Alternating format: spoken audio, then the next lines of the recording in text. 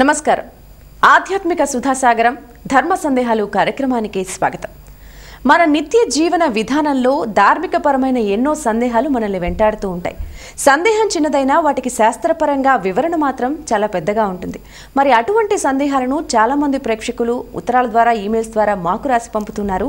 ఎంతోమంది ప్రముఖ ఆధ్యాత్మికవేత్తలు వాటికి సశాస్త్రీయంగా సమాధానాలు తెలియజేస్తూ ఉన్నారు. మరి ఈ రోజు కార్యక్రమంలో అటువంటి కొన్ని సందేహాలను నివృత్తి చేయడానికి మనతో పాటు ఉన్నారు ప్రముఖ ఆధ్యాత్మికవేత్త, ప్రవచన వాచస్పతి డాక్టర్ టీకేవి రాఘవన్ గారు. మరి వారితో మాట్లాడదాం, సందేహ నివృత్తి చేసుకుందాం. గురుగారు నమస్కారం అండి. నమస్కారం గురుగారు, ముందుగా మొదటి ఉత్తరం చూద్దామండి. వనంపల్లి నుంచి సత్యకృష్ణ గారు రాస్తూ ఉన్నారు. కైవల్యం అంటే అర్థం ఏమిటి తెలియజేయగలరు? ఇది వేదాంత శాస్త్రంలో లేదు పురాణాల్లో, బ్రహ్మసూత్రాల్లో మోక్షమని, కైవల్యమని, సారూప్యము, సామీప్యము ఇలాంటి పదాలు ఉంటాయి. ప్రత్యేకించి మోక్షము, కైవల్యము ఈ రెండు పదాలు చాలాసార్లు తరచుగా వాడుతుంటారు. కానీ ఒక దశ వచ్చినప్పుడు ఏమైందంటే, మోక్షము అన్న పదం వచ్చేసరికి ఇది కేవలము ఒక సాంప్రదాయం వాళ్ళే ప్రయోగిస్తారు, మనం ప్రయోగించకూడదు అన్న ఎందుకో భావన పడిపోయింది. అలాగే జీవన్ముక్తి అనే పదం ఉంది. జీవించకుండా ముక్తి ఎక్కడ ఉంటుంది నాకు అర్థం కాదు. జీవన్ముక్తి అది కూడా ఒక సాంకేతిక పదం అయిపోయి అలవాటైపోయింది. ఇంకా ఓ సాంప్రదాయంలో మోక్షం అన్న పదం వాడరు, జీవన్ముక్తి అనే పదం ఉండదు, కైవల్యం అంటారు. విచిత్రం ఏమిటంటే, ఇలాగ ఈ పదాలు ప్రయోగించే వాళ్ళు ఒక్క క్షణం ఆగితే, అంటే పెద్దలు ఉండేవారు వాళ్ళలా కాదు, ఇప్పటి వాళ్ళ సంగతి అంటున్నాను, ఆ పదానికి అర్థం ఏమిటి అన్నది చూడగలిగితే మనకి వేదంలో, వేద వ్యాఖ్యానంలో సాయణాచార్యుల వారిని, విద్యారణ్యుల వారిని, సాక్షాత్తు ఆదిశంకరుడు వీళ్ళందరూ కూడా వ్యాఖ్యానాలు చేశారు, దొరుకుతున్నాయి. కానీ మనం ఏం చేస్తున్నాం? పదాలు ఉపయోగించేస్తున్నాం, పదాలు ప్రయోగించేస్తున్నాం, అర్థం చూసుకోవటల్లా. అలాంటి దాంట్లోనే కైవల్యము అంటే సర్వసాధారణ అర్థంలో మోక్షమనే వాడతారు. కానీ కైవల్య శబ్దానికి దీన్ని కూడా అట్టడుక్కి తీసుకొచ్చి వేళాకోళం పదంగా చేసిన వాళ్ళు ఉన్నారు. మీరు ఒక్కసారి కొన్ని జిల్లాల్లోకి పెడితే, అటు పక్కకి ఇటు దక్షిణాది వైపు పెడితే, వాడు నన్ను చాలా కేవలంగా చూశాడండి అంటాడు. ఇదేమిటి కేవలము అంటే ఎక్స్క్లూజివ్లీ అని అర్థం కూడా వస్తుంది కదా. మరి కేవలంగా చూడటం ఏమిటి? అవమానించాడని చెప్పడం, నన్ను కేవలంగా చూశాడండి అంటారు. ఇంకో ప్రాంతంలో వాడు శుద్ధ కేవలుడండి. ఇలా కొన్ని అద్భుతమైన పదాలని కూడా రోడ్డు మీదకి తీసుకొచ్చిన గొప్పతనం మనది. ఇంతకీ కైవల్యం అంటే అర్థం ఏమిటి? ఇందాక ఉన్న కేవల, దీనికి మూలము కహ. కహ అంటే భగవంతునికి పేరు. కయితి బ్రహ్మణో నామ, ఆయనకి. వల అంటే చుట్టుముట్టుట. అంటే కైవల్య శబ్దానికి ప్రధానంగా చెప్పింది ఏమిటంటే, ప్రతి సన్నివేశంలో కూడా భగవత్తత్వము చూడగలగాలి. ఆ స్థితి ప్రతి చోట భగవత్తత్వం చూడగలిగితే నీలో నువ్వు చూసుకోగలవు కదా, చూడాలి కదా. అంటే అహం బ్రహ్మాస్మి అంటున్నారే, ఆ స్థితి వచ్చి ఇది మానవ దేహమా, పంచభౌతికమా కాదు, పరమాత్మ నిలయం అన్న ఆ స్థాయికి ఎదగలిగడమే కైవల్యము అని అసలు అర్థం. అక్కడ కహ ఎందుకు వచ్చింది పేరు? అది మళ్ళీ పెద్ద కథ, యజుర్వేదంలో కథ. అది ఆయన కహ అని ఎందుకు పేరు వచ్చిందని చెప్పి, ఎవడు అని పేరు. అంటే కైవల్యం అంటే అర్థం ఏమిటి? నీవు పరమాత్మ తత్వానివని తెలుసుకోవడము. తత్వమసి శ్వేతకేతో అని చెప్పి ఉపనిషత్ వాక్యం. అది ఏదుందో నువ్వేరా నాయనా అనగా, నేను పక్కవాడు దండం పెట్టమనేసి నేను దేవుడిని అని కాదు అర్థం అక్కడ. అలాంటి అది కుదరదు. అది దానివల్ల ప్రమాదాలు వచ్చాయి. ఇదన్నమాట. అంటే నీ స్వరూపము ఏమిటో నీకు తెలిసి అప్పుడు నువ్వు వైకుంఠంలో ఉంటావా, కైలాసంలో ఉంటావా, ఇంద్రలోకమా, వరుణలోకమా, అవి మాకు సంబంధంలే. యథార్థ తత్వము తెలుసుకోగలిగిన స్థితిలో ఉండి సంసార బంధములు తొలగించుకునే స్థితికి వెళ్ళడం అన్నది, అంటే మన వేదికకి తగిన స్థాయిలోనే వివరించడం జరుగుతోంది. దీన్ని కైవల్యము అంటారు. కైవల్య పదం వెంకటనగమదివో అన్నారు అన్నమాచార్యులు వారు. మరి ఆయన మోక్షం అనే పదం వాడారే. అంటే అర్థం ఏమిటి? కైవల్య పదము అంటే అర్థం ఏమిటి? అక్కడికి వెళ్ళగానే భగవంతుడు నీ కోసం వచ్చాడురా బాబు, అక్కడ ఉన్న పుట్ట గుట్ట చెట్టు అన్నీ భగవత్ స్వరూపాలు, నువ్వు అదేరా బాబు అని చెప్పే స్థితికి వెళ్ళగలవు నువ్వు అని చెప్పడం ఆయన పదం. అది అంచేత కైవల్య శబ్దానికి అర్థం ఏమిటి? ఆల్మోస్ట్ ఈక్వల్ టు మోక్షమే, కానీ మోక్షాన్ని మళ్ళీ వేరే కథ ఉంది. ఇక్కడేమిటి? ఇది యథార్థ తత్వము తెలుసుకొనుట, ఇది భగవత్ తత్వము ప్రతి చోట కూడా. దానికే చిన్న ఉదాహరణతో ముగిస్తాను. వెనకడికి మహాభక్తుడు బజార్లో కూర్చున్నాడు, నార్త్ ఇండియా ఆయన. రొట్టె తీసుకుందామన్నట్ట. మూట తీసేసరికి ఒక కుక్క రొట్టె పట్టుకుపోయింది. ఈ నేతికి కూర్చు పరిగెత్తాట. స్వామి డెక్కడుతుంది, నెయ్యి వేసుకోండి అని చెప్పి. అక్కడ చూచాడు భగవంతుణ్ణి. ఆయన తుకారాం అంటారు కొంతమంది, వేరే వాళ్ళు వేరే కథ చెప్తారు. మొత్తం అది కైవల్య శబ్దము. కైవల్యం అనగానే మనం ఇక్కడికి అదను ఆ స్థితికి వెళ్ళడమే కైవల్యం. గురుగారు మరొక ఉత్తరం చూద్దామండి. హైదరాబాద్ నుండి సరోజ ముఖర్జీ గారు రాస్తూ ఉన్నారు. ఇంటి ముందు నిమ్మ, బత్తాయి, నారింజ లాంటి మొక్కలు పెంచుకోవచ్చా? ఏ మొక్కలు ఎలా పెంచుకోవాలో మనకి వాస్తు శాస్త్రము చెప్పక్కర్లేదమ్మా. ఉంది, అది ఉంది, కానీ అంతవరకు వెళ్ళక్కర్లే. కానీ వెనకటి రోజుల్లో ఎంత ఇల్లు ఉన్నప్పటికీ, ఎంత ఖాళీ స్థలం ఉన్నా ఇంటి ముందు కొబ్బరి చెట్టు కూడా వేసేది. ఇంటికి ఎంత దూరంలో ఉండేదోటి కొబ్బరి చెట్టు. అది ఇంటి వెనకాలనుకోండి, కొబ్బరి చెట్టు పక్కపక్కనే ఇబ్బంది ఉండేది కాదు, పెరట్ లోపల. అలాగే బత్తాయి, దానిమ్మ, నిమ్మ ఇలాంటివన్నీ. ఇవే కాదమ్మా, కుంకుడు చెట్లు ఉండేవి, అవి కూడా వాడేవారు. కుంకుడు చెట్టు ఉంది కదా అని చెప్పి ఇంటి ముందు వేసేవారు కాదు. వేప చెట్టు, అది కూడా ఈ పాటికి మీకు అర్థమై ఉంటుంది ఎందుకన్నది. అంటే మీరు ఏ వృక్షాలు పెంచినా వాటి మూలాల వల్ల ఇంటి పునాదులు కదలకుండా చూసుకోవాలి. అది మొదటిది. రెండవది, ఉత్సాహం కొద్దీ చెట్లు పెట్టుకుంటాం, ఆకులు రాలుతుంటే ఊడ్చుకోలేక తిట్టుకోని రోజు ఉండదు. ఆ లక్షణం. అంచేత ఇలాంటి చెట్లు అంటే నిమ్మ లేదా బత్తాయి, నారింజ, కొబ్బరి, కుంకుడు చెట్లు ఇలాంటి వాటిని మన పెద్దలు ఏం చెప్పారంటే పెరటి వైపు వేసుకోమన్నారు.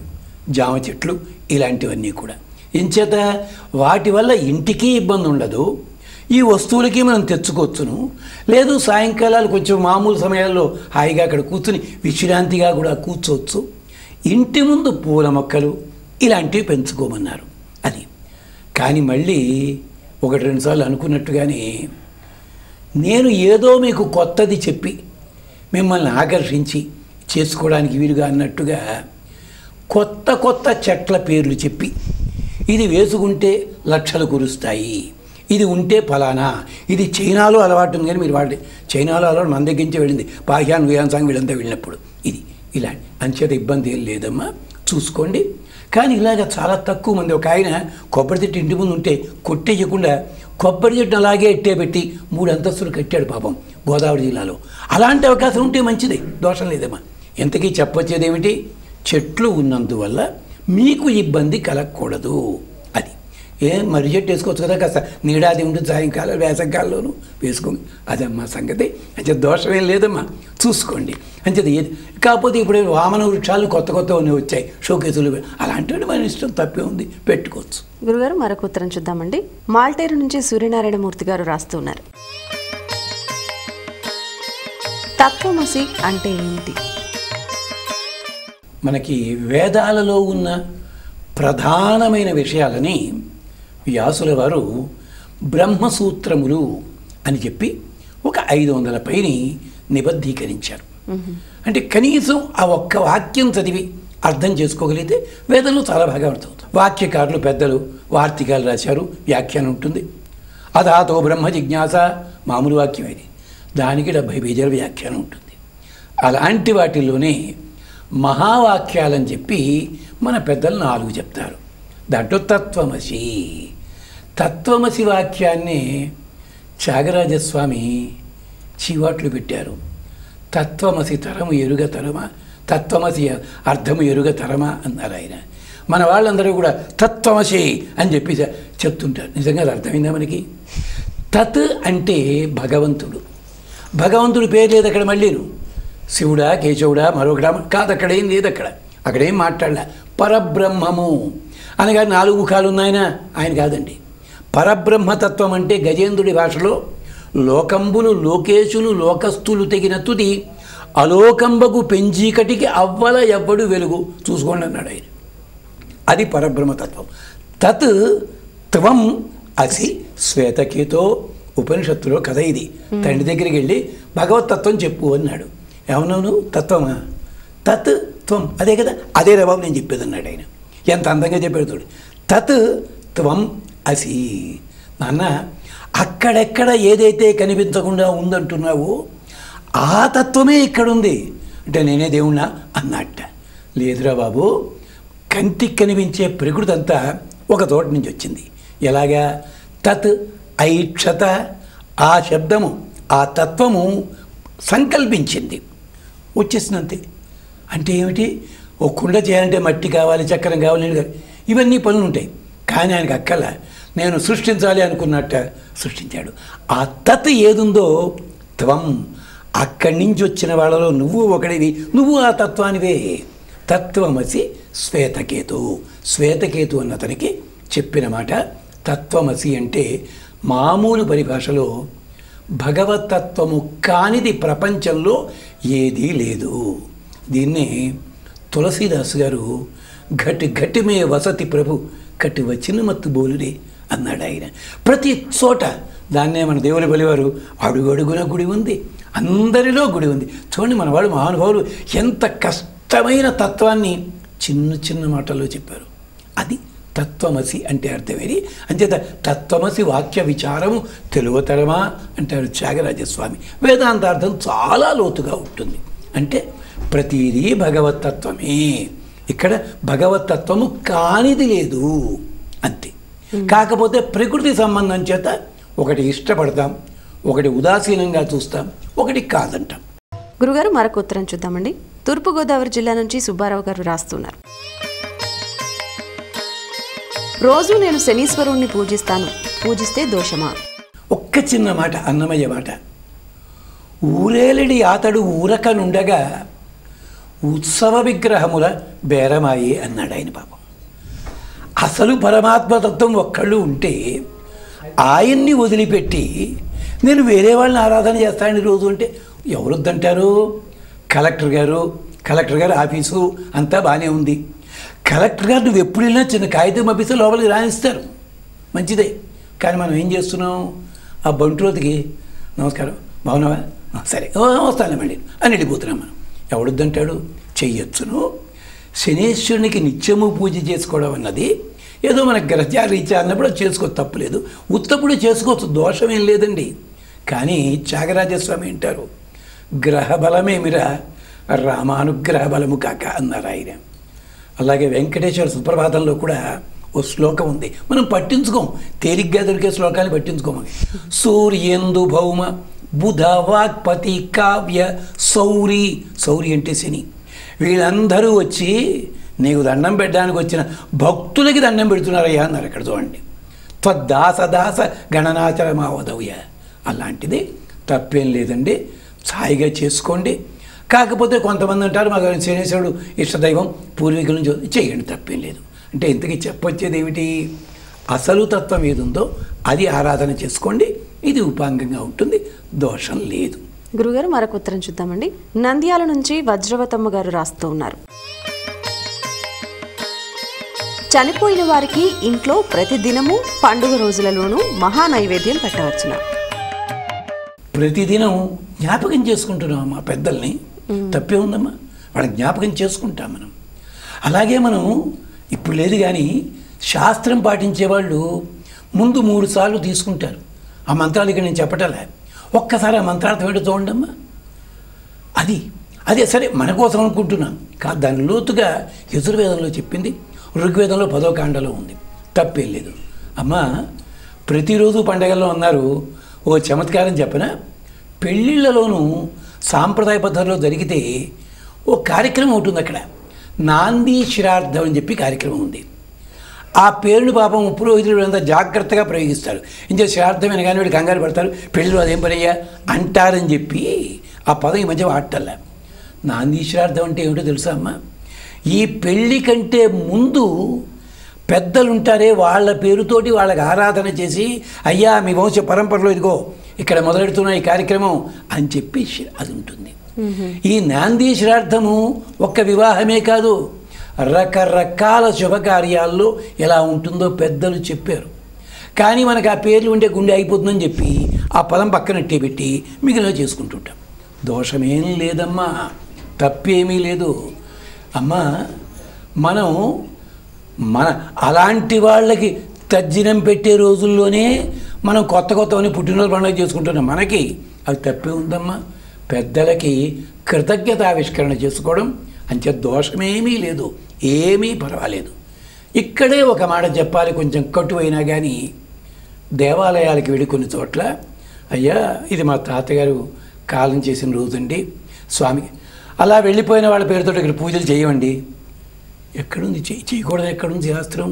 ఇలాంటివి కొత్తవన్నీ ఎందుకు వస్తున్నాయి? లేదమ్మా, నిత్యము మనం ఆ కార్యక్రమం చేసుకోవచ్చు, వాళ్ళ పేరుతో చేసుకోవచ్చు. వాళ్ళ ప్రసాదమే కదమ్మా ఇవాళ మనకున్నది, తిన్నని కాదు. ఈ శరీరం ఏర్పడిందంటే అక్కడి నుంచే వచ్చింది అర్థం కదా, అదేనమాట. అంచేత దోషమేం లేదు తల్లి, హాయిగా పెద్దల పేరు చెప్పండి అంతే.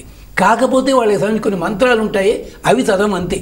వాళ్ళ పేరు తెలుసుకుని దండం పెట్టచ్చు, నైవేద్యం పెట్టచ్చు, ఆరగింపులు చేయొచ్చు, దోషమేమీ లేదు. గురుగారు మరొక ఉత్తరం చూద్దామండి. తిరుపతి నుండి సాయిలక్ష్మి గారు రాస్తూ ఉన్నారు, మన పురాణ పురుషుల్లో నాయకులు ఎవరు? నయతి ఇది నడిపించువాడు. అంటే వాళ్ళ చరిత్రలు చూసినట్టయితే ఒక సందేశం మనకు ఉండాలి. అలాగ సందేశము ఇవ్వగలిగే ఎవరు కనిపించినా, ఏ పాత్ర ఉన్నా వాళ్ళంతా నాయకులే. కానీ మనం నాయక శబ్దాన్ని ఏం చెప్తాము?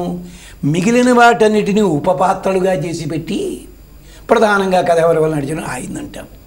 ఒక తమాషా తెలుసునా, మనకి మహాభారతంలో ద్రౌపదిని పిలుచుకురమ్మని చెప్పి ఒకని పంపించారు. అతని పేరు ప్రాతికామి. దాన్ని ఏం చేస్తాము? సినిమాల్లో పోషలేని పోలీసు వేషంలా అనుకుంటాం మనం. ఒక్కసారి భారతం చదవండి, వాడు ఎంత నీతి చెప్పాడు. వాడు నాయకుడే అక్కడ, కానీ మనం పట్టించుకో. అలాగే చాలా. ఇంతకీ చెప్పొచ్చేది ఏమిటంటే, నాయకత్వ లక్షణములు ఎవరెవరికైతే కనిపిస్తాయో పురాణ గాథల్లో వాళ్ళందరూ నాయకులే. ఎవరు? రాముడు, కృష్ణుడు, ఇలాంటి అవతారాలు. పరశురాముడు కూడా నాయకుడే. ఎంచేత ఒక మహారాజు తప్పు చేస్తే శిక్ష ఎంత గట్టిగా ఉంటుందో చెప్పడానికి పరశురామ అవతారం. మహారాజు అన్నవాడు ఎలా ఉండాలో చెప్పడానికి రామావతారం. ఎలాంటి వాడిని రాజుని చెయ్యాలో చెప్పడానికి కృష్ణావతారం. ఇలాగా ఇన్ని విశేషాలు ఉన్నాయి.